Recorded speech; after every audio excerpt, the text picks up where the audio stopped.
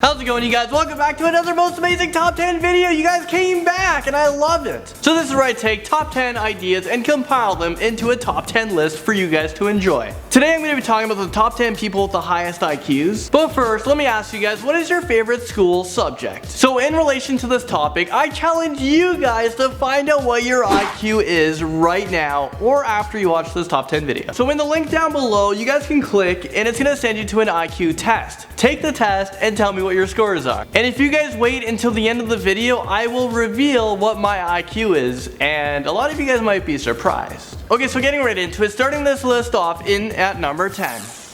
So first we're talking about Stephen Hawking. He is a theoretical physicist, cosmologist, author, and the director of research at the Center for Theoretical Cosmology. Many people don't know this, but at the age of 9 years old, his grades were ranked amongst the worst in his class. No! With a little bit more effort, he brought those grades up to about an average. When it came time to applying to college, the only way that Stephen Hawking was able to go to Oxford University was on a full scholarship. So when he had to write the scholarship exams, he aced them, getting a nearly perfect score. All of a sudden, he just became a genius. Stephen Hawking is best known for his involvement with his discoveries in the field of theoretical physics, which included the development of the Big Bang Theory. Despite being diagnosed with amyotrophic lateral sclerosis, better known as ALS to us, which left him completely paralyzed, his brain recorded an IQ of 154, which took the world by surprise. Regardless of his diagnosis from his doctors, Hawking lived a full and very productive life. This is all with the help of science and modern medicine. Albert Einstein secures himself in at number. The exact IQ of Albert Einstein is unknown as he never took the test, but experts predict his IQ is somewhere between the range of 160 to about 190. He is best known for developing the theory of relativity, which is one of his theories that provides the foundation of our modern understanding of physics. Not too many people were aware of this, but Einstein was actually a slow talker, and some say that he didn't actually begin to talk until the age of 4 years old. Doctors even consider the term the Einstein syndrome. And this is the term to describe exceptionally bright people whose speech is delayed. Einstein has failed his university entrance exam, and then he had to reapply a year later. The pathologist who did Albert Einstein's autopsy stole his brain and kept it in a jar for 20 years, after discovering his parietal lobe was 15% larger than the average brain. Strategically placing herself in at number 8, we have Judit Polgar. This woman right here. She's a 35-year-old Hungarian chess grandmaster. What is that? And she's often considered as one of the strongest female chess players in history. She recorded an IQ of 170, and in 1991, at the age of 15 years old, she beat Bobby Fischer, which earned her the title of becoming the youngest grandmaster of chess. Her father raised her and her sisters as an experiment in education by attempting to prove that children could make exceptional achievements if trained from a very early age. I would have to say that this experiment was very successful, because look at it. So what if we all were trained at a very young age? We would all be Einsteins and then it would just be the norm. Earning himself in at the number 7 spot, I'm talking about Leonardo da Vinci. A lot of you guys probably heard of him. Like Einstein, we couldn't give an exact figure to what his IQ was, and it's for the simple reasons IQ tests didn't exist back then. However, experts have been able to assume that da Vinci's IQ was most likely in the range from about 180 to 190, which would make him among the highest IQs ever. Da Vinci never received any kind of formal education. He did, however, receive instructions at home in subjects such as reading, writing, and mathematics. Leonardo da Vinci was an incredible artist. He was an inventor, a scientist, a mathematician, an engineer, a writer, also a musician. I mean, whatever he put his smart mind to, he was able to accomplish. A little known fact about Leonardo da Vinci is he had dyslexia. And when he made notes of his invention, it was written all in reverse, which actually was a plus for him because it was hard for other people to look through his notes and try to steal his ideas. Richard Rosner and his IQ puts him in at number 6. He has an IQ of 192. Richard Rosner is actually an unusual case. He isn't a typical genius. He has written for Jimmy Kimmel Live. I mean, is that why that guy is so funny? Because he hired a genius behind him? And he's also done other TV shows as well. This guy's also been employed as a stripper, a doorman, a male model, and a waiter. In 2000, he infamously appeared on Who Wants to Be a Millionaire? While he was on the show, he was asked about the altitude of capital cities in incorrectly, and after that he decided to sue the show. However, he did not win his case. Richard placed second in the World Genius Directories. In 2013, he reportedly proceeded to study 20 hours a day, and he did this to try to accomplish the smartest IQ ever, but he didn't succeed. There's people smarter than him. Just like the person we're talking about next, who has 194 IQ, and we're talking about Garry Kasparov. And he comes in to number.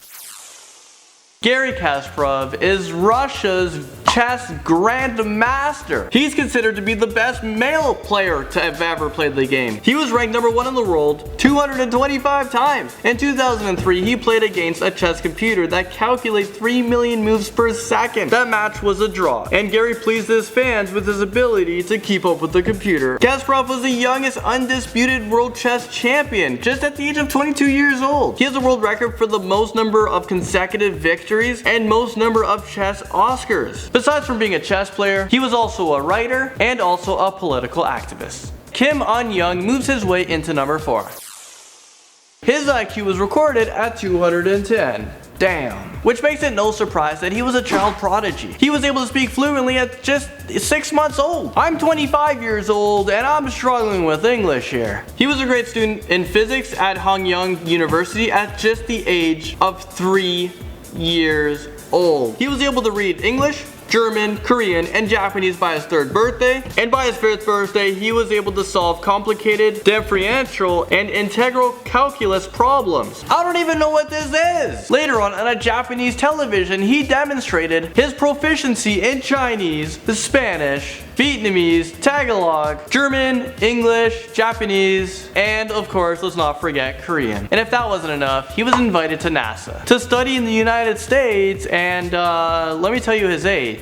8 years old. He left NASA at the age of 16 years old, and although he was offered a job at Korea's most prestigious university, he rejected the offer and he decided to pursue civil engineering, and he gained a PhD in it. Christopher Hirata was noticed to have an accelerated mind at an early age, puts him into the number 3 spot. Christopher Hirata is a Japanese American who has confirmed an IQ of 225. I didn't even know IQs can go that high. At the age of 3 years old, he was able to calculate his parents' shopping bill. He was able to calculate all the items by weight, all the discounts, all the percentages, everything you have ever want to know.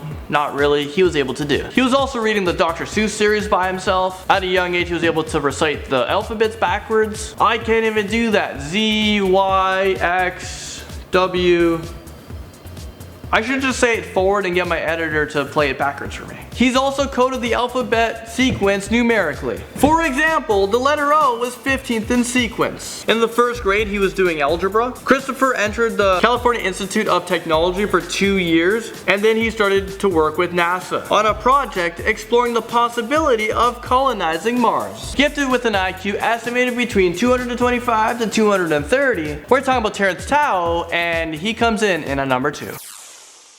This prodigy first displayed his incredible intelligence at the age of 2 years old, when he was able to solve basic arithmetic questions on his own. When he was 9 years old, Tao began part-time studies in mathematics at Flinders University. By the time he was 16, he finished his science degree. He got his master's when he was 17 years old, and his PhD at Princeton University when he was 20. Tao has pages of awards. He also has a lot of prizes and medals to his name. The most prestigious award being the Fields Medal, which is the mathematics equivalent to the Nobel Prize. Well, he received it back in 2006. People actually refer to this guy as the Mozart of math. Finally, in at the number 1 spot with the top 10 people with the highest IQs, I'm talking about William James Sidis. He's another individual whose exact IQ is unknown. He's just too smart, we couldn't calculate it. Experts have said his IQ is somewhere, and it's a pretty big range, but it's about 250 to 300. He could be the only guy in the world to have 300 IQ. So he officially or unofficially, I guess, has the highest IQ in recorded history. At the age of 2 years old, William could read English, and at 4 years old, he was typing original literature. At the age of 5 years old, he devised a formula where he could name the day of the week for any given historical day. He registered at Harvard University at the age of 12 years old, which made him at that time the youngest person to have ever enrolled at Harvard University. He graduated cum laude, which means honors, before he was 16 years old. He didn't just excel in mathematics. He can also speak fluent in many languages. I'm talking about French, German, Russian, Latin, Turkish, and many, many more. Whatever languages he wants to learn, he's just gonna go read a book and then tomorrow he's mastered it. It's really sad to say, but the smartest guy in the world ever recorded in history, he passed away at the age of 46 years old. And this is due to cerebral hemorrhage. So there you guys have it. That was the top 10 people with the highest IQs ever. Let me know if I missed anyone, or who did you guys think was the highest IQ? And also don't forget to click the link down below. It's gonna take you to an IQ test. Do the test. It may be hard, it may be easy for some of you guys, you smart guys out there. Tell me your IQs in the comment section below, or tell me what you guys think your IQ is. And it's time to reveal my IQ. So I did the test and my IQ was 117. So my IQ is superior intelligence, but I doubt it. Well anyways guys, thank you so much for watching. I'll see you guys next Friday. So let me know what you guys think of this video. If you guys like it, don't forget to subscribe, give me a thumbs up, like this video. I make videos every single Fridays and I'm potentially gonna add on a day. Let me know what you guys think about that, but that's it for me. I've done my fair share of talking. I gotta go. Okay, bye.